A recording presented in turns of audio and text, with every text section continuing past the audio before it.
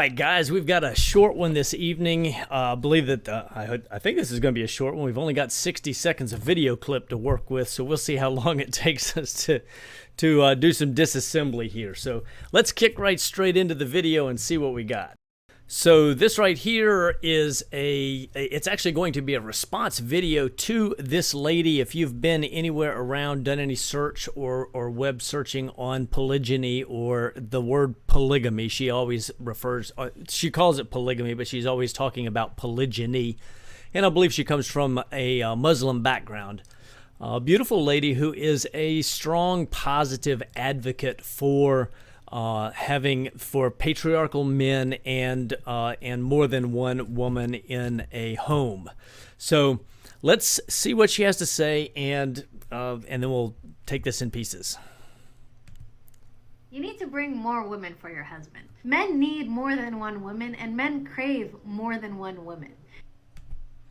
All right, so she actually makes a couple interesting assertions there. One, speaking to ladies, you need to bring more women for your husband. Now, I think that's certainly a very interesting assertion for those who are on this channel on a frequent basis. You know that we have a strong and solid foundation or platform from which we teach the word of the Most High, and we teach that polygyny is absolutely righteous, is absolutely legal according to God's law. Now we'll address this dude here in a second with regards to some of his nonsense, but she's spot on, and in fact Islam has a number of things very much right in this particular area. It's fascinating to me that Andrew Tate, as an example, went towards, or maybe is continuing in the direction of Islam, precisely because he perceived Christianity to be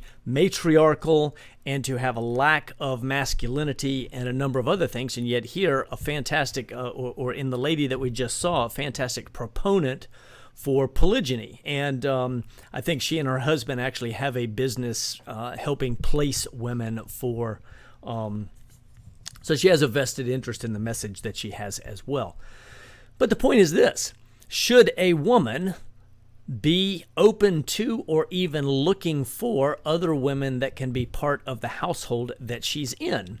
And this is a question that each woman has to answer for herself. However, if we see that the Messiah has multiple covenant relationships, and we see that marriage is a picture of the ecclesia, the assembly, and the Messiah, and the fact that we've demonstrated multiple times that the Messiah describes himself as having more than one bride in multiple places in Scripture, and God also describes himself as having more than one bride, multiple places in Scripture. Go back and see. I've got videos on this.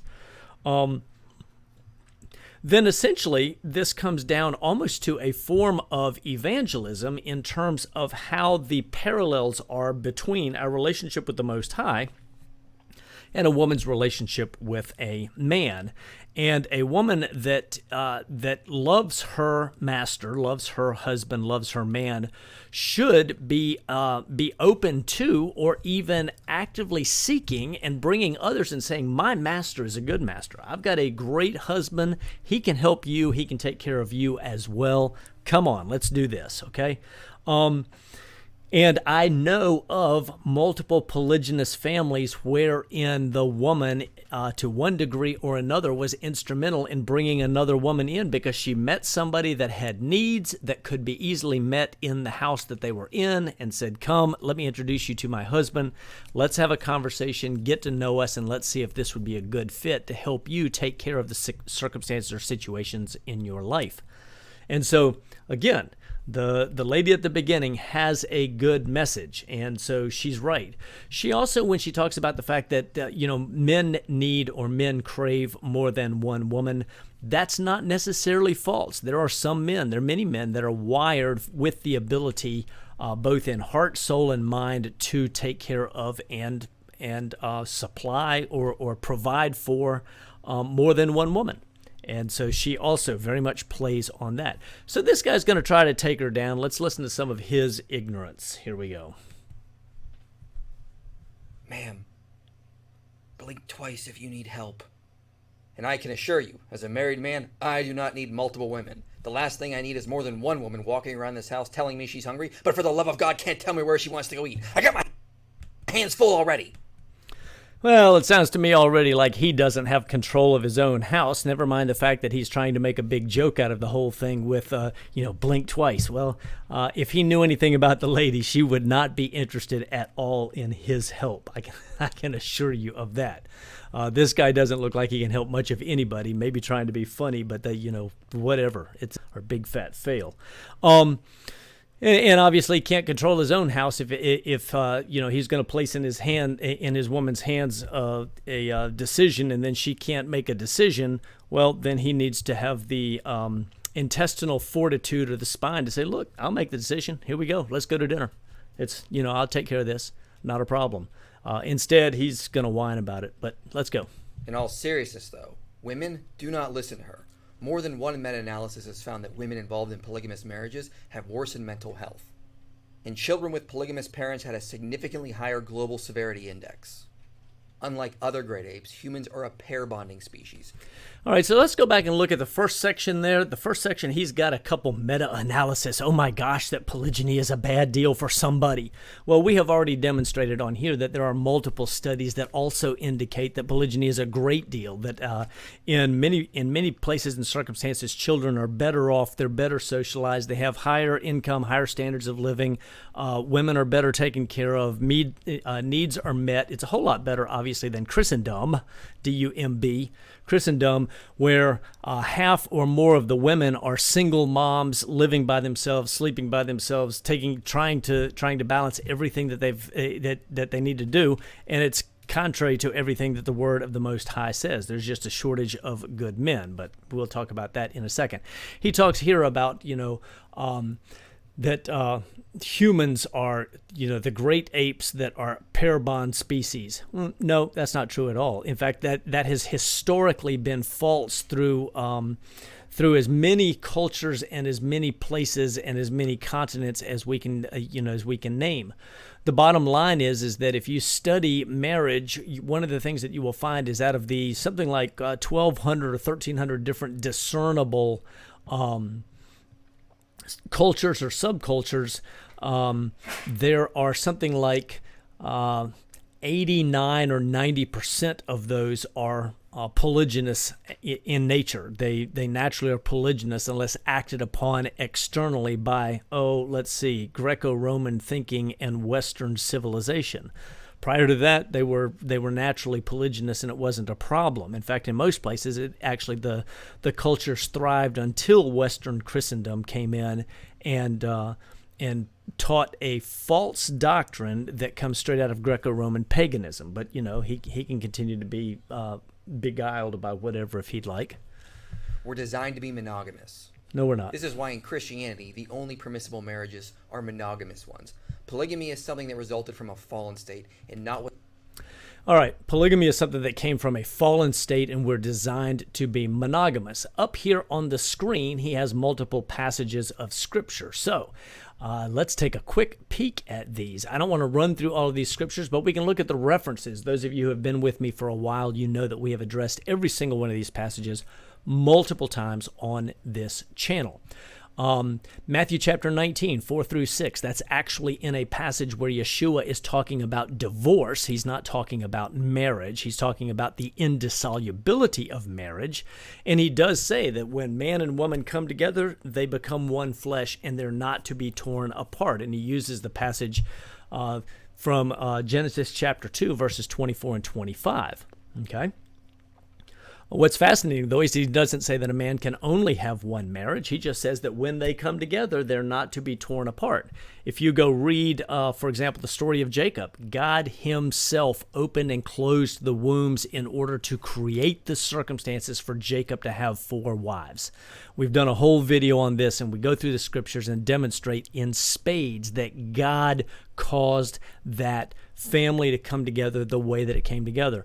Many other places in Scripture, God said nothing to David. Zero, zilch, nada, nothing, until David took the wife of another man. He took the wife of Uriah the Hittite. He already had 7 wives and 10 concubines at that point.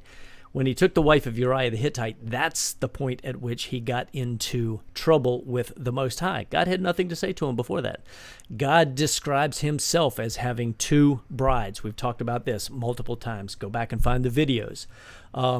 Yeshua, Jesus, the Messiah, talks on multiple occasions in parable, speaks of himself as having multiple brides. In one, specifically 5. In another, it's just marriages, and he uses the term marriages many times. But you won't see that in your English Bible because the translations, it's been tampered with. It's actually been translator biased. They want to translate it within a monogamy-only mindset that comes straight out of Greco-Roman law. So these other verses, 1 Timothy 3:2, we've talked about this. Mia cannot mean what it says, the way it's translated in English. Otherwise, it would disqualify David, Jacob, Moses, Gideon, Caleb. Hebrews 11 says all of these men were righteous. But it would also disqualify God himself from being an elder in your local congregation. So I'm pretty sure that verse, the Mia in that verse, should not be translated as one. It should be translated as a, meaning the man must be married, okay, in order to rule his house well, thus qualifying him to potentially be an elder. Okay, 1 Corinthians 7:2, we've talked about this. The passage has the words heatu and idios, where it says each man is to have his own woman and each woman is to have her own man.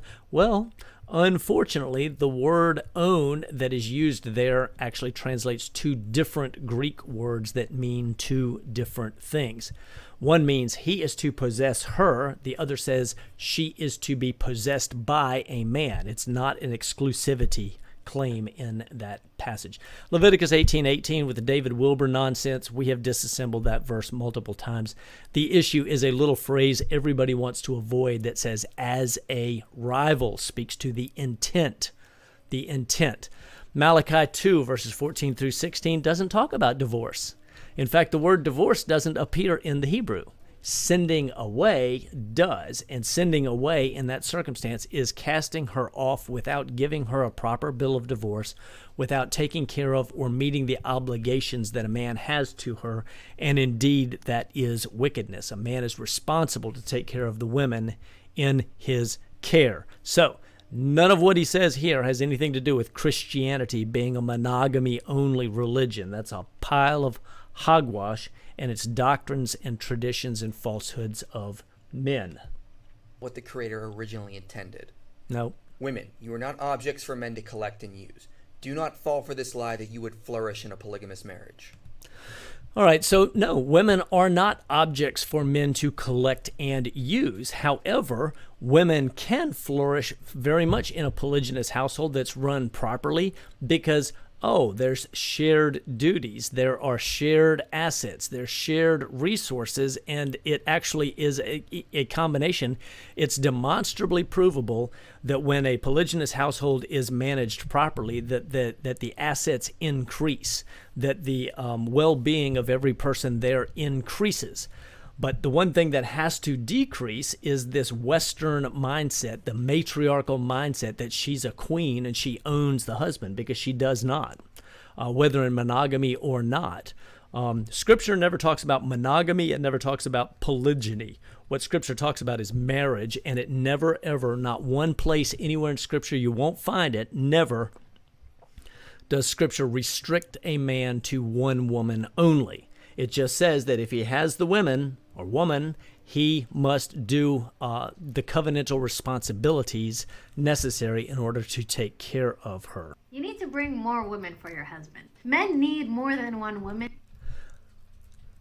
So that is the end of that video, and really just a moronic compilation of nonsense that he brought to the table in an effort to try to maybe get views, because he certainly has not done his research, and trying to pack all of that into a 60-second video is an impossibility. So I would strongly recommend that whoever it was that did that video, Inspiring Phil or whoever, he needs to go back and do some research, maybe watch some of our videos and get a clue, because he's a long way from understanding truth on this particular subject. All right, guys. Fantastic. Just a real quick response video in here for you. We'll be bringing you a bunch more. Getting ready to take a trip to, or I guess probably by the time that this actually hits, I'm going to schedule this. By the time this actually hits, we will be in Israel for the fall feasts and enjoying time touring, enjoying time seeing the land, enjoying time tasting the tastes and smelling the smells and walking in all the places that are historical and enjoying that. I bless you guys, and I look forward to being back here and being able to give you a full report on everything. That will be coming up starting somewhere after our return in the early part of October. So for King and Kingdom, I bid you shalom.